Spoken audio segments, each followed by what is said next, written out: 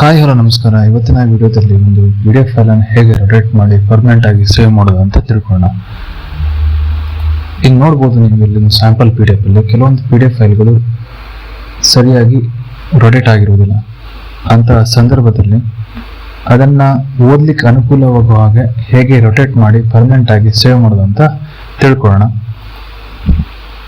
ಇಲ್ಲಿ Google search ಇಂಜಿನಲ್ಲಿ rotate PDF ಅಂತ ಸೆಲೆಕ್ಟ್ ಮಾಡೋಣ. ನಂತರ ಇಲ್ಲಿ ಐ ಲವ್ PDF ಒಂದು ಲಿಂಕ್ ಆಗುತ್ತೆ. ನೀವು ನೋಡ್ಬೋದು ಈ ಲಿಂಕ್ ಅನ್ನ rotate PDF online for free ಅಂತಿದೆಯಲ್ಲ, ಸೊ ಈ ಲಿಂಕ್ ಅನ್ನ ಕ್ಲಿಕ್ ಮಾಡೋಣ.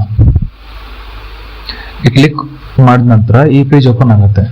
ಇಲ್ಲಿ ರೊಟೇಟ್ PDF ಕೆಳಗೆ ಸೆಲೆಕ್ಟ್ PDF ಫೈಲ್ ಇದೆ, ಅದನ್ನ ಸೆಲೆಕ್ಟ್ ಮಾಡೋಣ.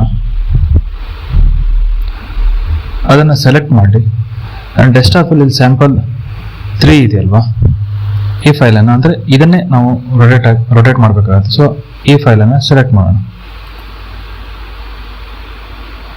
ನೀವು ನೋಡ್ಬೋದು, ನೀವು ಇಲ್ಲಿ ನೋಡ್ಬೋದು ನಮಗೆ ಯಾವ ಡೈರೆಕ್ಷನ್ ಅಲ್ಲಿ ರೊಟೇಟ್ ಮಾಡ್ಬೇಕಂತ, ಐದರ್ ರೈಟ್ ಅಥವಾ ಲೆಫ್ಟ್, ಹೇಗೆ ರೊಟೇಟ್ ಮಾಡೋದು ಅಂತ ನಾವು ರೊಟೇಟ್ ಮಾಡೋಣ. ಈಗ ನಮ್ಗೆ ಸದ್ಯ ಬೇಕಾದ್ರೆ ಲೆಫ್ಟ್ ಟರ್ನ್ ಆಗಬೇಕಾಗತ್ತೆ. ಸೊ ಅದನ್ನ ಲೆಫ್ಟ್ ರೊಟೇಟ್ ಮಾಡ್ತೀನಿ.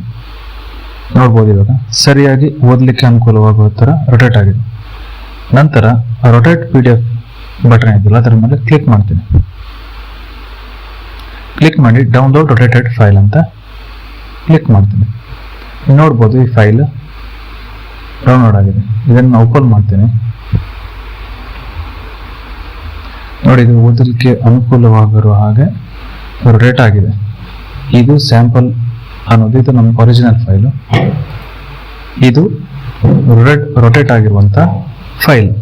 ಈ ರೀತಿಯಾಗಿ ನಾವು PDF ಫೈಲ್ ಅನ್ನು ರೊಟೇಟ್ ಮಾಡಬಹುದು. Thank you.